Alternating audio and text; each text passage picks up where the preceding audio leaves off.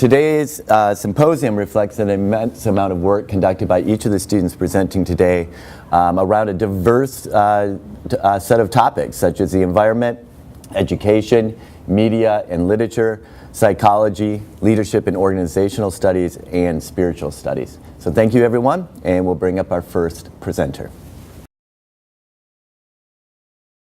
For me, it was really important when making up this presentation and looking at the two different pieces to kind of think about my own profession and how as a teacher I can take the information that I've gathered from outside support groups and use it in my own life.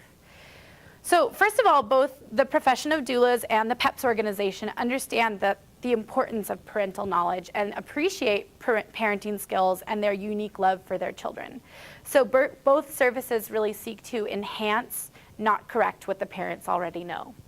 And I think especially in schools, it's great for parents and teachers to work as partners together and to understand the important role that each plays in their child's life and the fact that they are their strongest when they work together.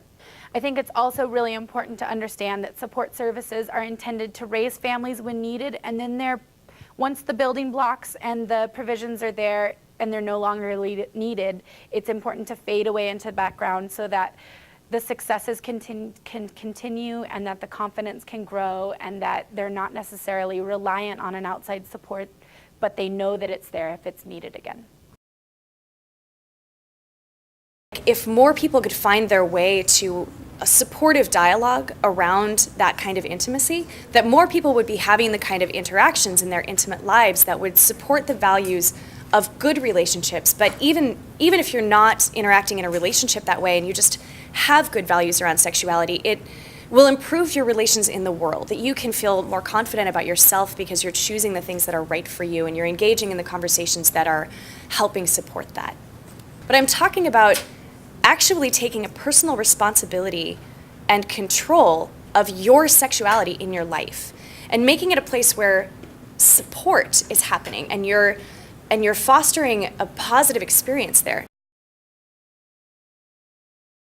Instead of outright telling you what these expressions are, I would like to demonstrate that these are in fact universal by having you guys recognize them. So if you had to guess, what would you call this emotion? Anger. And yeah, it is anger.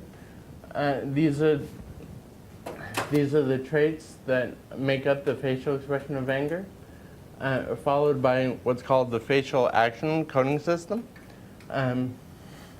They call it AU. It's Paul Ekman's catalog of what all of these motions